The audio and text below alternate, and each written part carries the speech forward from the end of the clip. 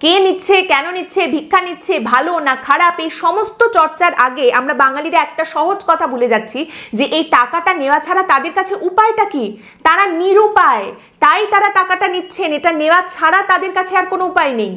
বাঙালি তো মাথায় একটা সময় বুদ্ধি ধরতো, তাহলে সেই বুদ্ধিটা একটু খরচ করলে বোঝা যায় যে এই টাকাটা নেওয়া ছাড়া তাদের হাতে আজ আর কোনো উপায় নেই।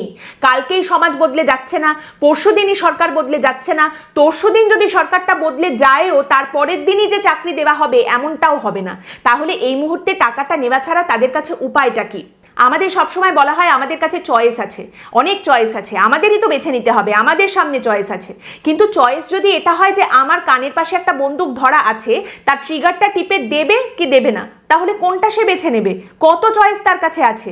একটা ছেলে হঠাৎ ঘুম থেকে উঠে একগাল দাড়ি নিয়ে 30-32 বছর বয়সে বেকার ভাতা নেওয়ার জন্য লাইনে গিয়ে দাঁড়িয়ে পড়েনি। সে চেষ্টা করেছে, দিনের পর দিন চেষ্টা করেছে, মাসের পর মাস চেষ্টা করেছে।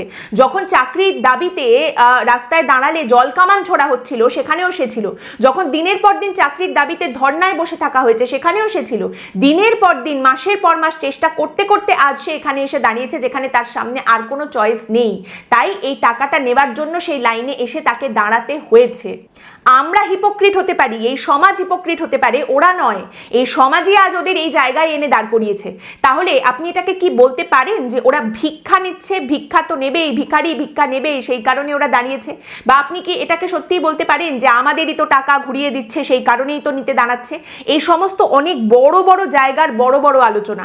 একদম ছোট জায়গার একদম বাস্তব দিকটা যদি আপনি দেখেন তাহলে এই টাকা তারা নিচ্ছেন কারণ তাদের কাছে আর অন্য কোনো উপায় নেই। দীর্ঘদিন চেষ্টা করে লড়াই করার পরেও তাদের কাছে এখন আর অন্য কোনো উপায় নেই। আজ থেকে 55 বছর আগের লেখা একটা গান, 55 বছর, কত বছর? 55 বছর আগের লেখা গান। লাইনগুলো একটু শুনবেন মন দিয়ে, শুনে দেখুন তো আজকের দিনেও ঠিকঠাকই শোনাচ্ছে কিনা। हालचाल ठीक ठाक है, सब कुछ ठीक ठाक है, बीए किया है, एमए किया, लगता है वो भी एवे किया, काम नहीं है वरना यहाँ आपके दुआ से सब ठीक ठाक है। और क्या कहूँ, छोटी मोटी चोरी रिश्वतखोरी देती है अपना गुजारा यहाँ, आपके दुआ से बाकी सब ठीक ठाक है। कैसा है? सब कुछ ठीक ठाक है।